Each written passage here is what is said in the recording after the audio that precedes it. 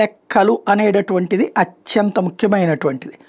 ఏదైతే ఇప్పుడు తాజాగా జరిగినటువంటి పరిణామాలలో అమెరికాకి వ్యతిరేకంగా జట్టు కడుతున్నటువంటి భారత్, చైనా, రష్యా అప్రాక్సిమేట్గా 3 బిలియన్ పీపుల్, 300 కోట్ల జనాభా దగ్గరగా. అంటే ఇప్పుడు 150 మన దగ్గరే ఉంది, 140, 150, 290, అటు వాళ్ళు కూడా కలిపితే 320 కోట్ల జనాభా.